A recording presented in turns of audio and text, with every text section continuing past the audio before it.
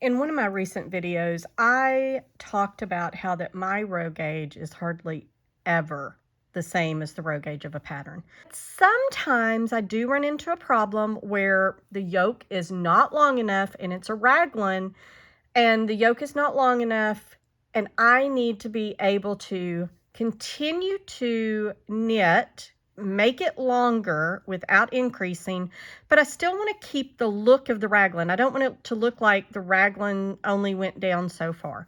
So what I figured out to do is, what you do is you get to the raglan and on one row where you would normally increase, you slip the raglan stitch. So what you would do here is you knit up to where the raglan stitch is, and then you simply slip that stitch as if to purl. So you just put your needle in from the front to the back, slip it from one needle to the next, move that stitch marker over, and then continue to knit. And then you do that all the way around, and then I'm going to continue to knit. I will speed this up.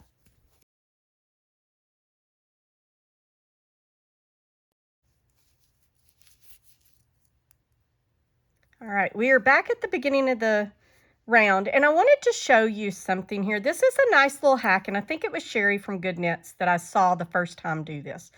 I have two colored stitch markers here, and when I'm doing a raglan, I like to be able to tell as soon as I come back, where am I at? Am I on an increase row or a decrease row?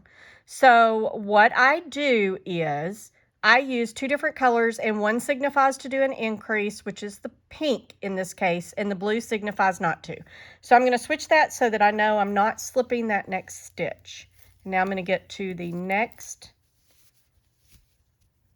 raglan, and I'll show you what I do there. So I'll speed this part up again as well.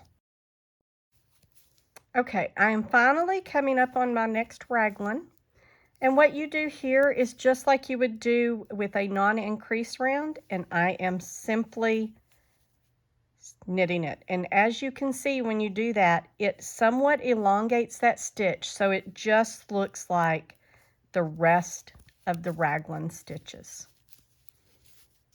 Okay, and you can see there, you can't really tell a difference between the stitches. And so that's what I do whenever I need to elongate the yoke on a raglan and I don't need to do any more increases. Hope this helped, and I'll see you back here again for some more tutorials.